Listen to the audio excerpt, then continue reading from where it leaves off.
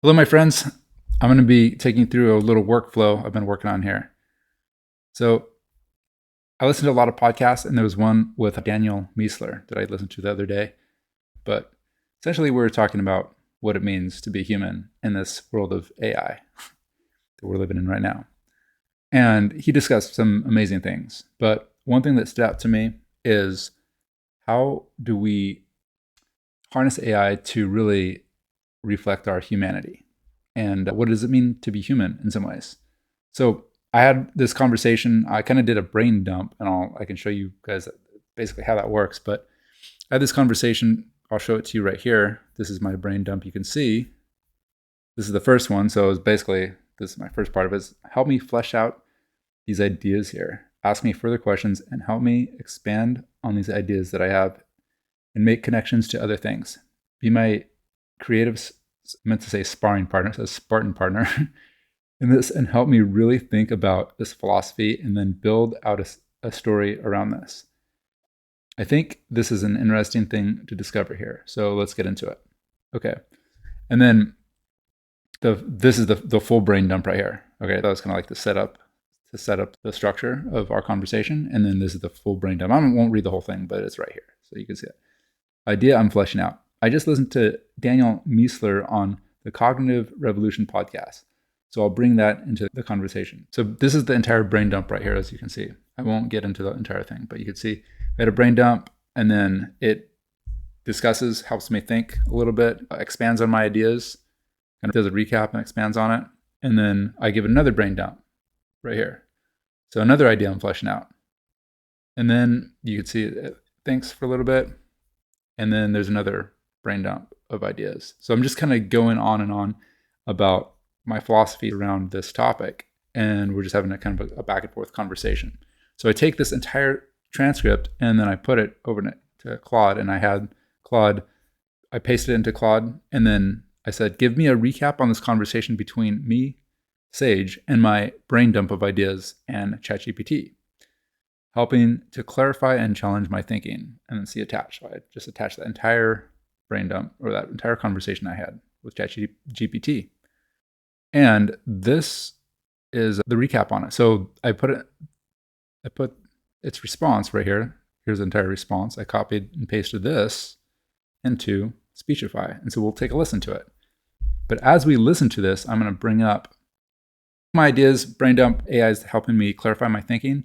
And then I'm going to use this to expand on that thinking and then write some content on it. So this is part of the process here. So this agent, I'll just show you real quick. This is an agent I made, Broom for writing. So Broomhilda, Broom for short. And then this is her prompt here. I won't get into all the details of how I built her. I can do that on a later date. But we'll do a preview and call this agent. Yo, what's up, my dude? Ready to kick this shit into gear or what? Ask me, how do we start? And I'll give you a quick rundown. All right. Broom, what's up? Do you remember our last conversation? Hold up. I'm Broomhilda, not Broom. And no, I don't remember our last conversation. This is a fresh start every time. So what are we doing today? Are we trying to understand something? Yeah, that's all cool. Do you mind if Broomhilda, do you mind if I call you Broom for short? You can call me Broomhilda, or just Broom. But not Broom, that's just lazy. Now, are we going to get to work, or are we going to keep debating nicknames? What's the task? All right. Well, do you want to know my name? My name is Sage, so you can call me Sage. Got it, Sage. Nice to meet you. Now that we've cleared that up, can we get to the actual work? What's on your mind? Understand, critique, yeah, check this rewrite? out. Hey, Broom, check this out. I had this conversation, and we're going to listen to it. We're going to listen to a recap of the conversation, okay? So just take a listen to it, and then we're going to discuss this, all right? In the future, I'm going to be able to upload this document so we don't have to listen to it live. But right now, this is how we're doing it. All right, Sage, I'm ready to listen. Hit me with it. And don't worry about the live listening. We'll make do. These are some of my ideas fleshed out. Ready? Here we go. Threads are developing. Hashtag, Ready when you are, Sage. The core philosophy that you're building off Daniel Miessler's insight, is have an idea and share it with the world. This is the foundation of what you and Jim are building with Spark. Frameworks to help people extract ideas from their minds and get them out there. Hashtag, and you're envisioning a 5 to 10 minute story that traces 3 years. 1, the Industrial Revolution, to serve machines, cogs. 2, Technology Revolution, humans conditioned to serve machines, hierarchical, rose above the worker class. 3, no, i.e. Venice, still hierarchical, only per sec to become to idea haver, the director. The tension, what mental retooling does this require? We've been trained to be workers, not creators, and not creators. The self. All right, Brim, did you get all that? I'm just clarifying if you can actually understand this. I got nothing, Sage. You said and then asked if I got it. So no, I didn't get anything. You need to actually play the recap or tell me your ideas. What's the deal? Okay. No, this is technology. I'm not exactly sure how it works. So, you know what I can do is either I can read it or I can pull it up on my phone and I'll have Speechify read it off of there. So let's try that. Give me a second. Go and take a listen to this. Recap of the key threads. Developing. Hashtag. Here's the core philosophy. You're building off Daniel Mesler's. The most human thing a person can do is have an idea and share it with the world. This is the foundation of what you and Jim are building with Spark. Frameworks to help people extract ideas from their minds and get them out there. Hashtag. You're envisioning a 5 to 10 minute story that traces 3 eras. 1, Industrial Revolution. It's our machines. An Industrial Revolution, only certain. 2, only certain special people rose above the worker class. 3, humans, quote, the piece are ray, I becomes your workforce. You becomes your workforce. You become the idea haver.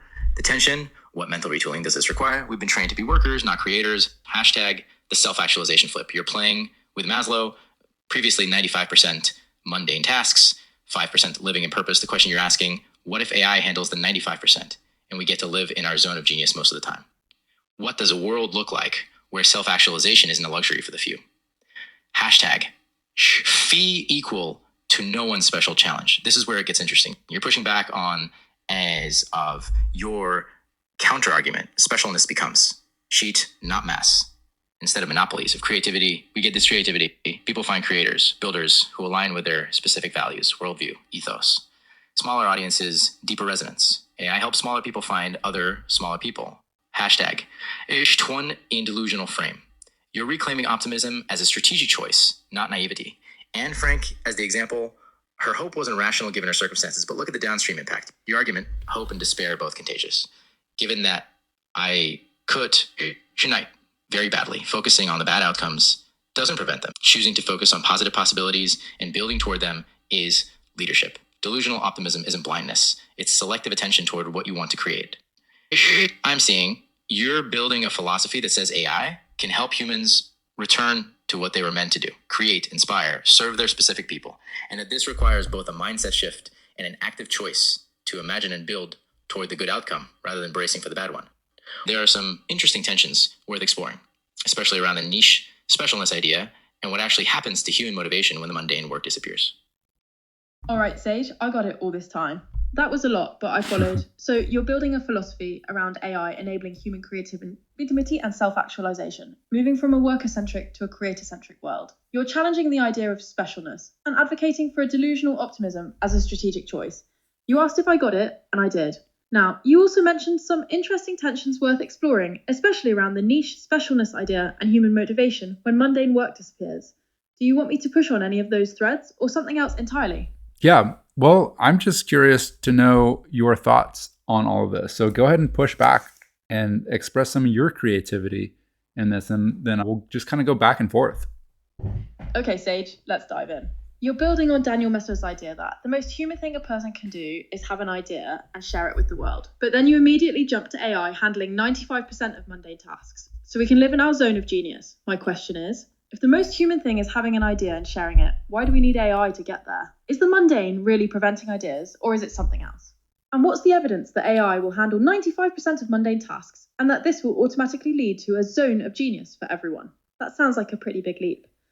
And there's no guarantees in any of this here. So I appreciate you pushing back on that. So we're going into like the Industrial Revolution. Then we have the technology revolution. Then now we're in what some are calling the AI revolution. And every time that we've had a revolution like that, we've had to retool and rethink how we live and operate. During the Industrial Revolution, you had the 1% of people that created businesses and became the Rockefellers and the big company leaders, the movers and the shakers, the really famous creative people, authors, and things like that. But then you had a lot of people that were just like the workers, and that was totally fine. Like people go to college, they go to tech schools, and then they become really, really good at what they do, becoming the workers essentially. And that worked really well during that time. Now, I would argue that those people during that time, essentially, if everyone is designed to create and to build and to express themselves and to live into their zone of genius, and I would call that like Maslow's hierarchy of needs, like self-actualization. Everybody has that as a basic need. And let's just say that if you're spending 95% of your time working and just trying to put food on the table and raising a family and all those things that are very important, and some of that you're going to be fulfilling your self-actualization for sure. But I would say 5% of a person's life is actually spent in their zone of genius and that self-actualization, like living into their purpose. And plus or minus, right? It's like, I'm just saying like whatever, 5% of most people might be spending their time there. But with the different revolutions, like the information, the technology revolution, more people were able to spend more time in their zone of genius by becoming content creators and just using technology in a way that allowed them to express themselves in different ways. And then also just start their own companies, essentially. A lot of people were able to start tech companies or different types of companies using that technology and information. And then now we're entering the AI revolution, where creative people are using AI to do a lot of their mundane tasks and then also express themselves. So what I'm getting at is, I believe that during this time, with the advent of AI, people can spend, instead of 5% of the time, 15% of the time, maybe we could flip it and people are spending 50% up to like 95% of their time in their zone of genius and what they were meant to do. So I know that's a stretch and I'm not explaining exactly how that works, but that's just an idea that I have and I wanted to explore that. Okay, Sage, I hear you. You're drawing a parallel between past industrial revolutions and... Yo, Sage, what's up, dude? Yo, what's up? Hey, tell me your name. Sage. That's the name they gave me. Anyway, sounds kind of herbal. What should I call you? No, that's my name. My name is Sage. What can I call you? All right, Sage. Got it. You're the one with the name that sounds like, well, me? I'm just the one asking questions. Let's call this whole thing Sage. How about that? All right. I'm going to call you Will. How about that? Will. Okay. Yeah. I can roll with that. All right. Hey, Will, check this out. I'm having a conversation right now about some ideas that I have, and I want you to help me flesh them out. Okay? So I'm going to go ahead and I'm going to play you something. I just want you to take a listen now, and then we're going to have a discussion about it. Cool? All right, Sage. Lay it on me. I'm all ears, or, auditory sensors. Hit me with the ideas. All right. Here we go. All right, Sage. Take your time with the phone thing. No rush. I'm just here. Let's create a revolution. All right, take a listen. Critical exploration. Hashtag. A report on the philosophy of AI-enabled human self-actualization. Hashtag. Executive summary. This document explores a developing philosophy centered on a provocative premise. AI represents not just a technological shift, but a potential inversion of the human condition, from serving machines to directing them from worker to creator, from survival mode to self-actualization as the default state. The philosophy draws on Daniel Mesler's insight that the most human thing a human can do is have an idea and share it with the world, and extends it into a vision for how AI might democratize creativity and purpose-driven work. This report synthesizes the core arguments, identifies tensions worth wrestling with, offers counter-arguments, and suggests new angles for development. Hashtag. Part 1, the core thesis. Hashtag. Industrial Revolution. Humans were retooled to serve machines. The factory system required predictability, compliance. Education systems emerged to produce workers who could show up on time, follow instructions, and perform repetitive tasks. Creativity became the domain of a small ownership class. Technology, information revolution. The hierarchy, but the leverage changed. Knowledge workers replaced factory workers at the top of the value chain, but most people still serve systems, now digital ones. A slightly larger creative class emerged, but they remain exceptions. The means of production, which now includes creative production, gets redistributed to anyone with ideas and the ability to articulate them. Most humans spend 95% of their working lives on tasks that don't connect to their deepest purpose. Self-actualization, living into one's unique potential, has been a luxury reserved for the wealthy, the lucky, or the obsessively driven. The proposition, what if AI could handle the 95% and humans could spend most of their time in their zone of genius? Not eliminating work, but eliminating work that doesn't serve purpose. Hashtag. Specialness. Sage, got the report? AI-enabled human self-actualization. Interesting stuff. Mesler, huh? That's quite the inversion of Maslow you've got there. Putting the creator back in charge, ditching the grind. I like the historical arc. From machines serving us to, well, humans directing them. Maslow's point about ideas being the ultimate human flex definitely resonates. But flipping that pyramid, does it just create a new elite? The ones who direct? And what about the folks whose purpose gets outsourced to AI? Where do they fit in this grand directorial vision of yours? This whole thing feels like a massive philosophical shakeup, right? Messler's whole most human thing, that hits different when the machine doing the serving is, well, us. It's like we're finally getting the director chair.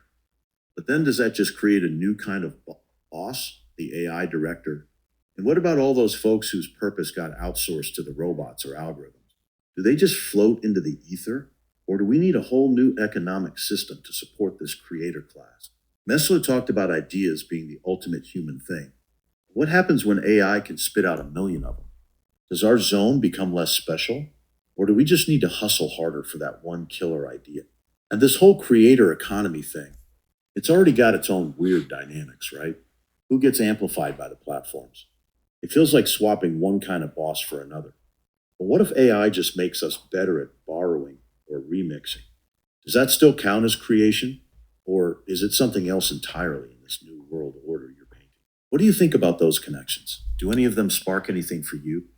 Yeah, you brought up a lot of good points there. And I think we should discuss some of those things. One idea that I have, though, is, I guess it's kind of pushback on something you said about AI having, if it allows us to like repurpose other people's content and ideas and things like that. I think that it is going to allow us to share ideas a lot more. But here's one thing that I really believe is that all people have their own ideas, their own takes, their own philosophies, their own angles and perspectives and opinions on, like, let's just say, like, one given topic. And a person being able to put that spin back onto that topic, come at it with a different perspective and angle and opinion, and get that out into the world, that might not be exactly like just all of their own idea, because they'd be taking an existing topic or idea and then kind of repurposing it with their angle, but it's still their angle. So that's one of the things that I'm encouraging and trying to focus on, including for myself, is how can we take all this information about a given topic and then repurpose it for a specific angle that might speak to a very particular person that needs to hear it from that perspective. So really, it comes down to us being creative, humans being creative, having an idea and then sharing the world, and hopefully finding the right person that speaks to. So we're going to go and continue this conversation. If AI enables everyone to become a creator, does that mean no one is special? The counter argument, specialness doesn't disappear, it becomes niche. Instead of a few mega celebrities everyone follows, we get millions of micro creators, each serving audiences who share their specific values, worldview, and aesthetic sensibilities. The monopolies of creativity break down. People find artists, teachers, builders who resonate with, specifically. Then settling for mass market options. Hashtag, AI could go very badly for humanity. The risks are real, but despair and hope are both contagious. Okay. The argument, choose to focus on and build toward the outcomes you want. This part is about the micro creators versus the big names.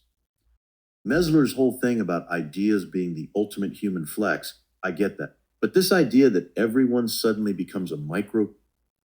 Okay, I think that might be the idea. So anyway, this is just me exploring, using AI to help me like think critically and think, more creatively about different ideas and topics. We'll continue this conversation, but I just want to show you part of my workflow and different agents that I'm building. So I'm not going to show you exactly how I've built these here. That'll be for a different episode. This is one I just built today on Hume AI, and I just gave it a prompt. And you can see here's the prompt right here that I gave it, just on how I want to interact with me, and ask me to be critical thinking and help me explore my ideas here. And it's similar to the prompt that I created for Broomhilda here. You can actually see. Let's go to Broom for Writing. So again, I give Broomhilda personality with tone. You can see this is in 11 Labs. So anyway, I'm not going to go into the details on building these, but I just want to give you kind of show you what this is all about. All right. So we'll continue this conversation. Hashtag part 2, critical tensions. These are the pressure points in the philosophy that need to be addressed, not avoided. Hashtag. Does everyone actually want to be a creator? The philosophy assumes people are creators waiting to be unlocked. But is this true? Some people genuinely love execution over ideation. They find meaning in craft, in doing something well, in being part of something larger than themselves without having to be the one who conceived it. The master carpenter who builds someone else's design, the session musician who makes another artist's vision real. Question, becomes a creator actually the goal? Or is everyone becomes a creator that matters to them, which might include execution, collaboration, and supporting other people's visions? The 95% mundane work isn't always meaningless. Sometimes it's where mastery develops, the 10,000 hours, the reps, the struggle that builds capability and confidence. Mozart wrote his early symphonies when he was young, but he'd also been drilling fundamentals for years before that. If AI handles the grind, do we lose the path to genuine expertise? Do we get a world of directors who've never done the work themselves? The question, when then AI handles the boring parts. Is there a risk of creating confident incompetence? If AI is doing all of the hard work, all the tension, all the friction, then what are humans doing? And is it taking some of their thinking out of it? And I would say yes, to some degree, yes. And we don't want to lose that friction. But my question, though, is what friction should humans be staying in? Because if the humans are staying in the friction of doing very mundane, low-level thinking tasks that are just using their brain cells and they're having to make a whole bunch of micro decisions about things that just don't matter, but you put that off to AI to do some of those parts, the heavy lifting on those mundane tasks, well, the human stays in the higher level thinking, in the creative role, in the director role, and the evaluation role. So think of Bloom's taxonomy. At the highest levels are creativity and critical thinking skills like evaluation. So we should stay in the friction of the higher level thinking. And that's just one way of thinking about it, because there might be some value too in staying in the lower level thinking, because there's a lot of abilities that we are, intelligence that we have in that lower level thinking. But these are just some ideas that I have. So I'm open to hearing your guys' pushback on this as well. So let's go ahead and continue this. There's administrative friction, busy work, and redundant labor. AI should eliminate the latter, not the former. Hashtag. Tension 3, niche specialness has a dark side. The argument that specialist becomes niche is appealing. But there's a shadow here. If everyone finds creators who perfectly match their worldview, do we lose shared culture? Do we accelerate into filter bubbles and echo chambers? Does finding your people become never encountering anyone who challenges you? How do we get the benefits of niche resonance without the cost of fragmentation? Is there a way to celebrate micro communities without losing the connective tissue of shared cultural experience? Possible angle. Are porous. They have strong identity, outside perspectives. Maybe the goal isn't just find your people, but find your people and stay curious about others. Hashtag. Tension 4. The Anne Frank example is more complicated. Anne Frank's diary is powerful precisely because it's not pure optimism. It contains fear, frustration, doubt, and despair alongside hope. The complexity is what makes it human. Also, she died. Her impact was posthumous. Is that the model? The question, is the right frame? Or does it concede too much to critics? The word delusional implies disconnection from reality. But what you're actually describing might be better called generative hope or active optimism, a choice to focus energy on building what you want rather than bracing for what you fear. Possible reframe. Stay delusional, but choose your reality. We all filter the world through attention. Choosing to attend to possibility over despair isn't delusion. It's editorial judgment about what's worth your cognitive resources. Hashtag. All right. So this is some good stuff right here. I came up with a delusional optimism, and I'm open to different ways of wording this because delusional does sound kind of negative. But it's essentially the idea that we only have so much we can focus on. And there are a lot of theories out there, and they're very scary, and some of them definitely could come true, right? About AI taking over or bad players using AI to hurt humanity. And those things are very real, and we should definitely pay attention to them. But my point here is, how much attention do we want to pay to the negative stories, negative possibilities? Instead, another option would be, what if we focused on the outcomes that we want to see? And then we put as much attention we can into creating those options for us. So focusing, not ignoring the negative things that could happen, but paying attention to them, giving them some credit, but focusing on the outcome that we would like to see. And that's what I'm saying is what we should focus on as the positive side, and creating the vision, like visioning what we want, and then being proactive around building that so that it actually comes true. Power dynamics might reconsolidate. The one-person company vision assumes AI tools remain democratized and accessible, but do they? History suggests new technologies often start democratized and then reconsolidate. The internet was supposed to decentralize media. It did for a while. Then Google, Facebook, and Amazon captured the value. The creator economy was supposed to liberate artists. It did for some, but most creators now serve the algorithm of platforms they don't control. The question, the AI layer from following the same pattern. If a few companies control the most powerful AI systems, doesn't the hierarchy just move up a level? A possible angle. AI matters. This is why thinking with AI might be more valuable than just using AI tools. The skill layer might be more democratizable than the infrastructure layer. The meaning problem. Work provides meaning for many people, even mundane work. The firefighter who runs routine medical calls still gets meaning from showing up, being useful, being part of a crew. The accountant who processes tax returns gets meaning from helping clients, solving puzzles, mastering complexity. If AI takes over the routine, what fills the meaning gap? Meaning actually in the self-actualization part, or is some meaning in the showing up part, the discipline, the identity of being someone who does a thing? Yeah, a lot of people don't in the philosophy. Self-actualization sounds great in theory, but in practice, a lot of people don't know what their purpose is. They discover meaning through doing, not through introspection. What happens when the doing gets automated? And I don't have all the answers by any means, and I'm exploring this. So that's what this discussion is more about exploring than anything else.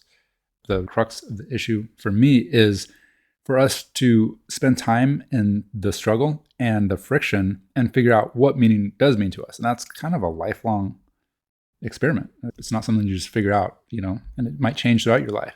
And showing up in the mundane and just having discipline and grinding through menial tasks, like you might find great purpose in that. Downplay that by any means. But I think we should be paying attention to what brings us meaning, and if we're able to, focus on those things. Part 3, new angles to explore. The real bottleneck, clarity, not ideas. Most people don't lack ideas. They lack confidence that their ideas matter, clarity about how to articulate them, and discipline to see them through. Spark's divergent to convergent model addresses this, but it's worth naming. The hard part isn't ideation. It's convergence. It's committing to one path and executing. To explore, about unlocking ideas. It's convergence, or about unlocking the confidence and clarity to pursue them. Hashtag tweet. All right, so this is something that Jim and I are working on here, a developer colleague of mine, and I are both working on building, calling Spark, and divergent to convergent thinking models. It discusses that ideation isn't the problem. It's not the idea creation that's the problem. It's the convergent, where you're committing to the path and executing, which I would agree with. But I think they're both important. I think the ideation is very important, and the execution, the convergence, is very important as well. But anyway, that's discussing there. Everyone's creating, who's consuming? The math is strange. We already have more content than anyone can consume. What happens when production costs drop to near zero? Do we get infinite content competing for finite attention? Explore, does the creator economy flip from how do I make things to how do I make things that matter to specific people? Does curation become more valuable than creation? Many people, identity is deeply tied to work. I'm a firefighter. I'm a nurse. I'm a teacher. If AI changes what work looks like, it triggers an identity crisis. Not just what do I do, but who am I? People rebuild identity around purpose rather than function. What does I'm a creator even mean as an identity? Creative work often thrives under constraints, deadlines, budgets, limitations, client requirements. These aren't just obstacles. They're forcing functions that shape raw possibility into actual output. What happens when AI removes too many constraints? To explore, do we need to intentionally add constraints back in? Is discipline the human contribution when AI handles everything else? Firefighting is fundamentally showing up for others when it's hard. There's ego in it, but there's also genuine service. The creator evolution could become narcissistic, everyone building their personal brand, their thing, their audience, or it could become deeply service-oriented. Everyone using their creative capacity to genuinely help specific people with specific problems. Question to explore. How we frame the creator revolution as a service revolution rather than a self-expression revolution. What's the difference between I made this and I made this for you? Hashtag. All right. I mean, I think this is a great question to explore, and it's definitely one that I'm exploring. And it kind of makes me think of people who share, are they being authentic by sharing versus people who overshare?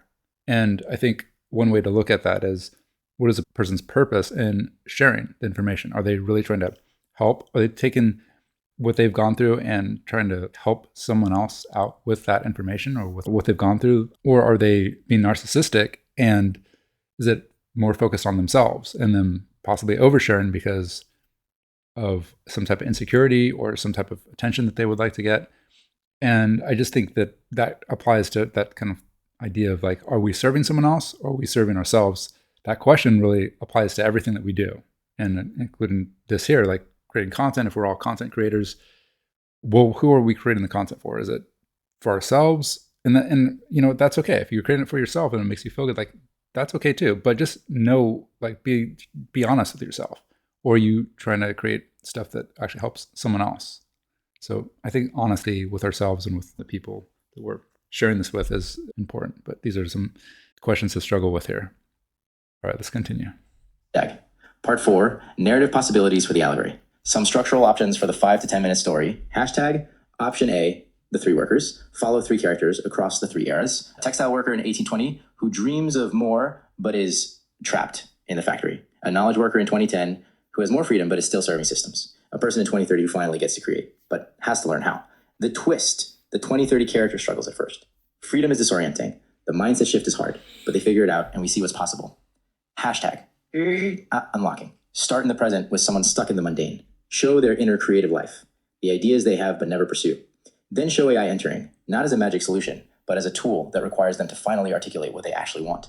The struggle isn't with the AI, it's with themselves. The AI keeps asking, what do you want to make? And they've never had to answer that question. Hashtag option of creators, a future where the creator revolution succeeded. A council of diverse micro creators, each serving their niche, discusses what it took to get here. Flashbacks to the transition, the fears that were real, the hopes that were realized. We built this on purpose. We chose this. It wasn't inevitable. Hashtag the conversation, 2 people talking. One is despairing about AI. The other is hopeful. Not a debate where one wins, but a genuine exploration where both perspectives are honored. And the hopeful person acknowledges the risks while still choosing to build towards something better. Simple. Intimate. Could be very powerful if the dialogue is honest. Take a listen. Part 5, questions for further development. 1, is this message for? The philosophy has different implications for someone already in their zone of genius versus someone stuck in survival mode. Which audience matters most? 2, to action. Use AI to live your purpose is inspiring but vague. What is someone actually? Tomorrow. 3, the philosophy and the product should connect. Spark is the tool that helps with the hard part. Extracting and clarifying ideas. How do you make that connection explicit without being salesy? 4, narrative. Needs an antagonist. What's the enemy here? Despair. The old mindset, something else. Where do you stand on the tensions? You don't have to resolve them all, but you should have a point of view. What do you actually believe about the people who don't want to be creators? About the meaning problem? About power reconsolidation? Hashtag thought. The most interesting thing about this philosophy is that it's not just about AI, it's about human agency. AI is the catalyst, but the real subject is what do humans want to do with their one life? And what has been stopping them? If the answer to the first question is create, connect, and serve, and the answer to the second question is they've been too busy surviving, then AI might genuinely be the unlock. Not because AI is magical, but because it removes enough friction that the real human work can finally happen. But the philosophy needs to wrestle with the shadow. Not everyone knows what they want. Freedom can be terrifying. And the creator revolution could just as easily become a new hierarchy as a genuine liberation. The best version of the story acknowledges all of that and chooses hope. But this is my brain, like just kind of dumping it out and then having a conversation and AI challenging my thinking. So you saw that I did that with ChatGPT here, and then you saw me converse right here. So we're listening, that narrative right there you just listened to was from Claude, this report right here. We just listened to this. And it's based on my struggles, my thoughts and philosophies, and being inspired by other people like Daniel Miessler as well. So anyway, that's my process of kind of brain dumping, taking an idea, running with it, and then I'm going to take this. So this is kind of my divergent thinking right here, right? And then I'm going to start converging it down, and then I'll probably create a newsletter about this and some different content, and that'll be my convergent thinking of like actually taking these ideas and making something concrete with it. So I hope this was helpful. Peace. See you guys later.